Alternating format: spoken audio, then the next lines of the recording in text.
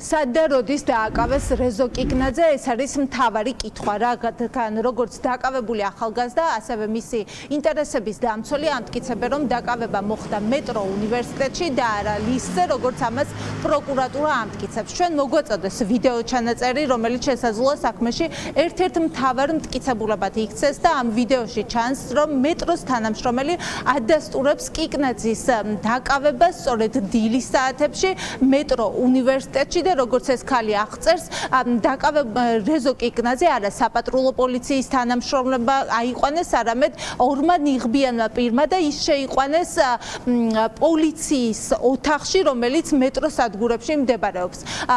ჩვენ ვკითხეთ, როგორც ადვოკატს, რას ნიშნავს, როდესაც ცდომილება არის ოქმში გაკეთებულ ჩანაწერსა და იმას შორის, რასაც თავად დააკავებული ამტკიცებს და რაც ისმის ამ ვიდეო ჩანაწერში, რადგან რეზო კიკნაძე მის მიერ გადმოგზავნილ წერილში ამბობდა, რომ ოქმი არის გაყალბებული, რეალობას არ შეესაბამება ჩანაწერი, რომ ის თითქოს დააკავეს ლისის მიმდებარე ტერიტორიაზე. ინტერესების დამცველი გაგვიმარტავს, რომ ეს ემსახურებოდა კიკნაძის ლისზე აყვანა ორ რამეს, ერთი რომ დაეშინებინა და მასზე ზემოქმედება ზეწოლა მოეხდინა სასურველი ჩვენების მისაღებად და მეორე პროკურატურის ცდომილების დასამალად იყო საჭირო, რადგან როგორც ადვოკატი განმარტავს, პროკურატურამ საქალაქო სასამართლოს მოსამართლეს რეზო კიკნაძის დააკავების შუამდგომლობით მიმართა დილის საათებში, ოღონდ 10 საათის შემდეგ და დააკავების ოქმში, დააკავების დროდ მითითებულია 2:15 წუთი, როგორც რეზო კიკნაძე ამტკიცებს, ის დააკავეს მეტრო უნივერსიტეტში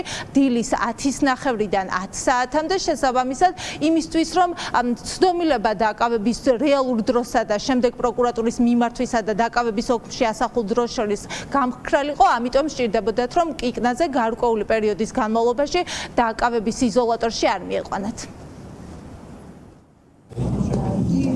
სანამ ჩამოვიდოდი, ახალგაზრდა ბიჭი მოვიდა და არ იყო სალაროსთან მისული.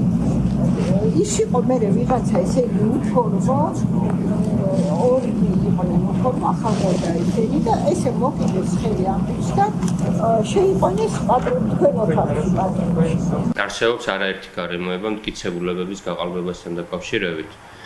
პირველი, საიდანაც ამ кейსის ქვაკუთხედი არის, დაკავება მოხდა გაყალბებულად, ასევე ჭხრეკის ოქმი და დაკავების ოქმი არის შედგენილი გაყალბებით. პრობლემა იმაში მდგომარეობს, რომ პროკურორმა დაუშვა შეცდომა 10 საათსა და 17 წუთზე შეიტანა განჩინება დაკავების შესახებ, როდესაც უკვე ბატონი რეზო 09 საათსა და 30 წუთზე უკვე იყო დაკავებული. ყოველივე აქედან გამომდინარე, მათ სჭირდებოდათ კანონიერად რომ გაესწორებინათ ეს ყველაფერი და ამის საფუძველზე რეზო აიყვანეს ლისზე და შემდგომ ელოდებოდნენ დროის გასვლას, რადგან განჩინების საფუძველზე ბატონი რეზოს დაკავება ყოფილიყო კანონიერი. ასევე გაცვლის დროსაც მოხდა ფალსიფიკაცია, ასევე ამის მტკიცებულებებიც არსებობს.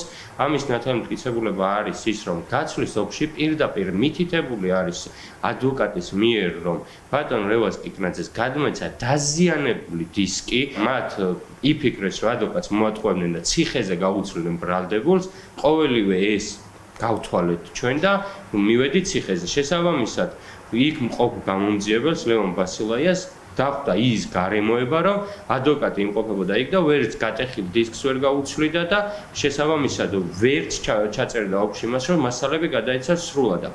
ეს რატომ არის მნიშვნელოვანი? მნიშვნელოვანი არის იმიტომ, რომ 93 მუხლის საფუძველზე თუ მტკიცებულება მხარეს არ გადაეცა, ყველა მტკიცებულება ანულირებული და დაუშვებელია. ადვოკატი ასევე ამხელ სპეციალურ საგამოძიებო სამსახურს უმოქმედობაში, რადგან როგორც კიკნაძის ინტერესების დამცველი ამბობს, მან მიმართა სპეციალურ საგამოძიებო სამსახურს ვიდეო ჩანაწერების ამოღებასთან დაკავშირებით, როგორც მეტროს სადგურიდან, ასევე გლდანის იზოლატორიდან, სადაც მათი მონათხრობი დადასტურდებოდა, თუმცა როგორც ადვოკატი ამბობს, კაცი-დაცვის უწყებამ გააჭიანურა დრო ვიდეო ჩანაწერების გამოთხოვასთან დაკავშირებით, შესაბამისად ეს ვიდეო მტკიცებულებები ახლა საქმეში არ არის.